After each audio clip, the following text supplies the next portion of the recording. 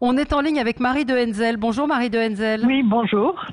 Vous êtes psychologue, écrivain, vous avez publié de nombreux livres, vous êtes spécialiste, vous êtes connu pour votre engagement pour l'amélioration des conditions de fin de vie. Votre premier livre, La mort intime, dans lequel vous racontiez de la manière dont vous aviez accompagné François Mitterrand. Hier, vous avez tweeté, c'est pour ça que j'ai voulu vous avoir ce matin en ligne.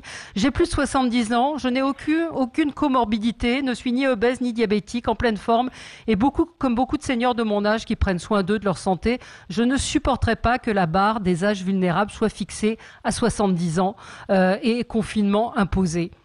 C'est vrai que cet âge de 70 ans est évoqué par le gouvernement en disant que les plus de 70 ans sont des gens fragiles. Et ça, vous dites, ce n'est pas vrai. Oui, ce n'est pas vrai, c'est arbitraire, c'est injuste. Alors, il faut dire que depuis 10 ans, j'anime pour la caisse de retraite qui est la vôtre, celle des journalistes, oui. Audience, j'anime des séminaires sur l'art de bien vieillir. Et j'ai dans mes séminaires des gens qui ont plus de 65 ans, qui sont des retraités, et qui veulent absolument se donner les moyens justement de rester robuste. Il faut dire qu'il y a quand on parle de fragilité, le président a parlé de personnes fragiles. Il n'a pas mis de barre, il n'a pas édicté la barre de 70 ans, mais c'est dans son entourage que l'on évoque cela. Mais quand on parle de personnes fragiles, il faut comprendre qu'il y a dans le vieillissement plusieurs manières de vieillir. Vous avez le vieillissement robuste, et beaucoup de personnes qui ont entre 65 ans et 85 ans sont dans un vieillissement robuste. Elles font tout ce qu'il faut pour ça, et c'est dans ces séminaires, moi j'ai vraiment l'expérience de 10 ans d'écoute de tous les seniors qui se donnent la peine justement de garder leur tonus musculaire, de bien s'alimenter, de rester en lien, de trouver du sens à leur âge, d'être dans le don de soi, dans le bénévolat, donc ces personnes sont des personnes qui sont robustes. Oui. Au nom de quoi? Mais là, donc l'âge... Au nom de quoi? Parce qu'elles ont plus de 70 ans. Décrétera-t-on de les confiner? Parce que si on les confine, ces personnes vont devenir des personnes fragiles. Vous comprenez? Il y a le vieillissement robuste et puis il y a le vieillissement qui est fragile et qui va vers la comorbidité et la dépendance.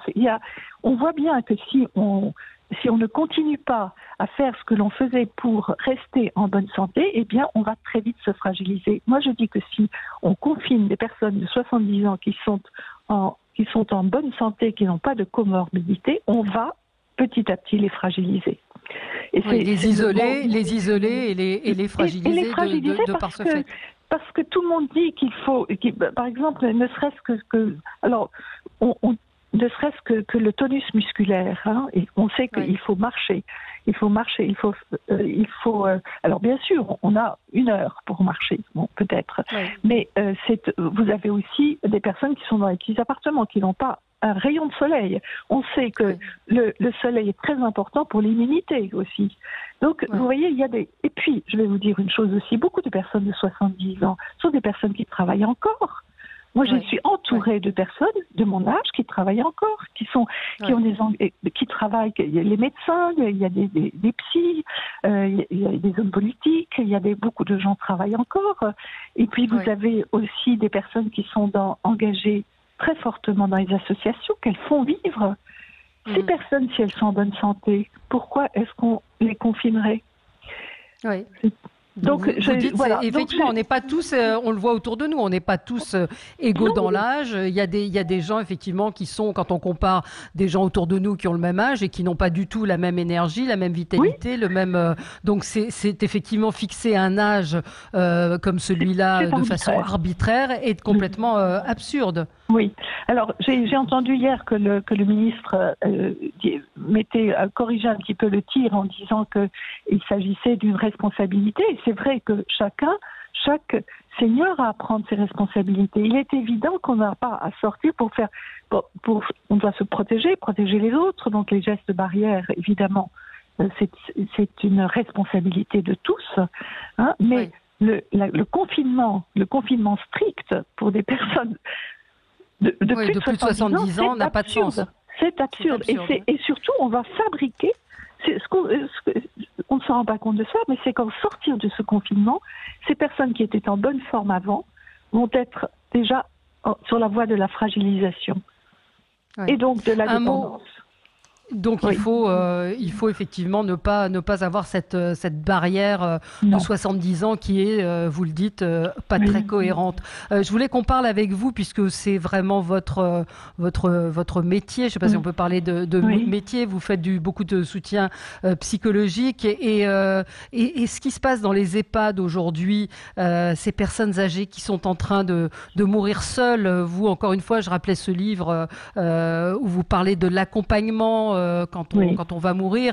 Là, il y a eu des choses absolument abominables. Comment est-ce que comment vous réagissez à cela? J'ai souvent des directeurs d'EHPAD au téléphone et j'écoute la détresse de ces directeurs, de ces équipes soignantes devant la douleur des personnes âgées que l'on confine et qui perdent le goût de vivre parce que leur goût de vivre était attaché à la visite qu'elles pouvaient avoir, au fait aussi d'être du vivre ensemble. Cet isolement est cruel. Il est cruel et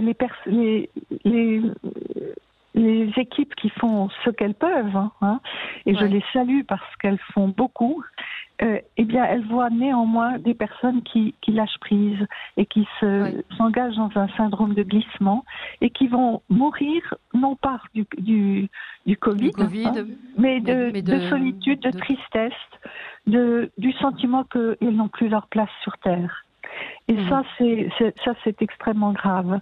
Alors, qu'est-ce qu'on peut faire oui, il y a une ouverture, le président l'a annoncé. Oui, une ouverture que je salue.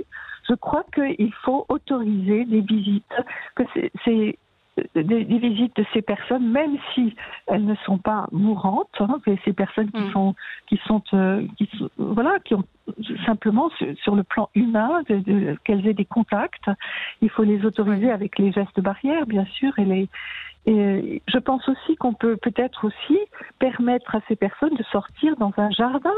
Il y a des espaces qui peuvent être ouverts en respectant les gestes barrières, que ces personnes puissent se retrouver sur un banc, dehors, à mettre les unes des autres, et à mettre de ceux qui viennent leur rendre visite. Mais je crois qu'on peut...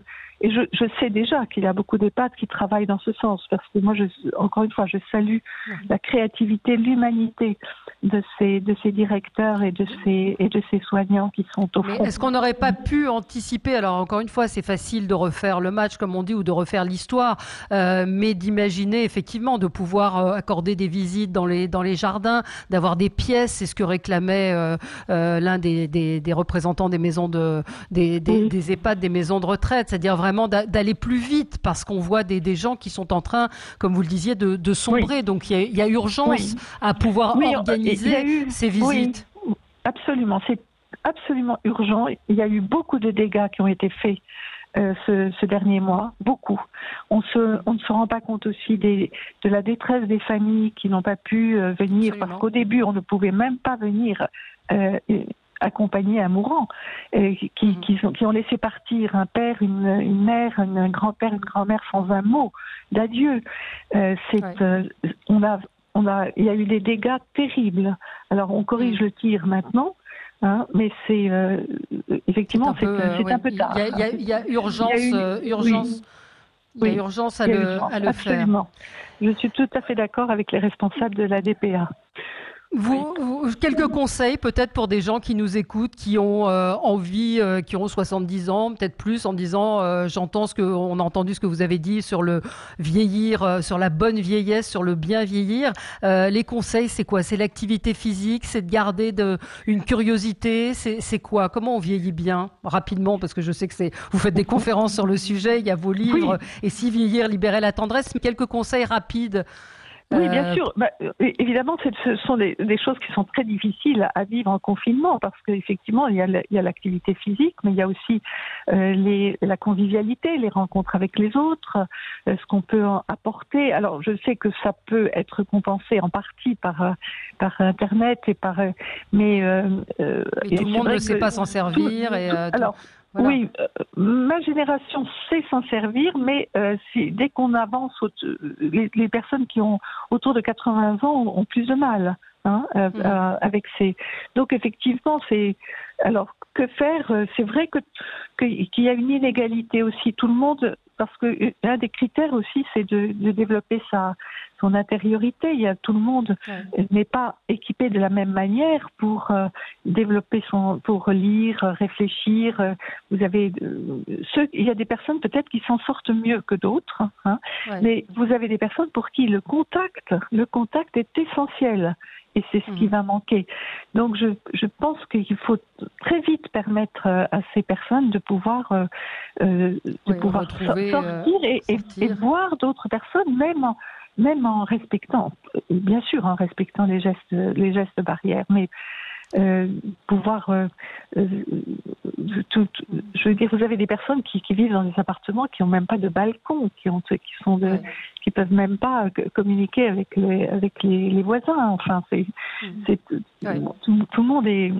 Alors bien sûr, il y a dans les personnes qui ont suivi mes séminaires aussi, il y a on sait que. Par exemple, méditer. Moi, je fais une conférence sur la méditation pour audience, sur la méditation de la pleine conscience. C'est vrai que méditer permet aussi de trouver le calme en soi et de passer ce cap difficile. Pouvoir aussi écrire des petits poèmes, vous savez, japonais, les haïkus. J'enseigne aussi, je sensibilise aussi à l'écriture du haïku parce que ça permet de capter une émotion, quelque chose que l'on a vu. Ça permet de capter l'instant présent. Vous avez des personnes qui effectivement ont un petit cahier dans lequel je pense que les haïkus du confinement seront très intéressants à lire pour ceux qui les font. Je crois qu'il y a aussi des exercices physiques que l'on peut faire chez soi qui sont inspirés du yoga. L'idée, c'est vraiment de rester en action, en activité et que ce soit de faire marcher, fonctionner à la fois son cerveau et son physique. Beaucoup de réactions. Moi, j'ai une coupure internet, donc je viens de les voir d'auditeurs qui nous disent il faut rappeler aux personnes âgées aussi les règles. Elles sont souvent indisciplinées, elles vont faire leurs courses tous les jours, elles vont à la banque chercher leur relevé. Donc il y aura peut-être aussi un travail de pédagogie à faire. Sacha nous dit aussi je connais un monsieur confiné en EHPAD, il fumait un peu, on lui a interdit de sortir pour fumer dehors. C'est vrai qu'il y a des choses qui sont parfois un peu absurdes au nom du principe de précaution. Voilà, mais c'est pas simple. Je suis obligée de vous quitter, Marie de Henzel. Merci en tout cas d'avoir été avec nous et puis d'avoir eu ce coup de gueule salutaire hier sur Twitter qui disait que oui, non, à 70 ans, tout le monde n'est pas vieux, nous ne sommes pas tous égaux devant l'âge. Voilà, merci. Merci à vous.